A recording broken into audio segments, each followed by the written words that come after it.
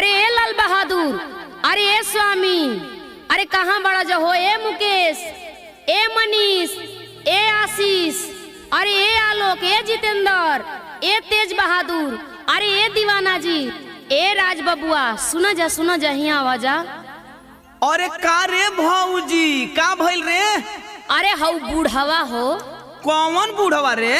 हऊ बूढ़वा। कौन बूढ़वा बताइबी? अरे हऊ बूढ़वा के नइखा जानत? हऊ बूढ़वा। कौन बूढ़वा रे? खाली बूढ़वा बूढ़वा करबी कि नामवा बताइबी कि कौन बूढ़वा? अरे हऊ बूढ़वा तेल पियावन के नइखा जानत? अरे का भइल रे? तेल पियावन, तेल उल पिया दन का रे? अरे नाही हो। अरे तब का भइल रे? सुना ए दीवाना बबुआ। अच्छा सुनाव, अब तोर सुने के बाकी न रह गइल बा। गईली नजर झरावे हो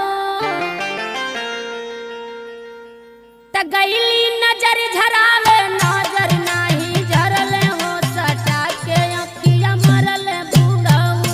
गईली नजर झरावे, नजर नाही झरले हो, सटा के अखिया मरले बूढ़ऊ। गईली नजर झरावे, नजर नाही झरले हो, सटा के अखिया मरले बूढ़ऊ। अरे दीवाना, हाँ बाबा बोलो। अरे हमारा बुढ़ाई में अधराई में लठना न लगावतिया हो। हे बुढ़ऊ, ताहरा बुढ़ाई पे लक्षणा लगाओ तनी कि जवन हमारा संगवा कइला उहे बताओ तनी। ए जितेंद्र वो भौजी, तू तनिका बाबा को विशेषता हमारा मुंह से सुन ल कि यह बाबा का अंदर कितना गुण बा। अच्छा तो सुनावा। वैसे तहरा बाबा की विशेषता के बारे में हम जानत तानी, लेकिन तू सुनाइए ना।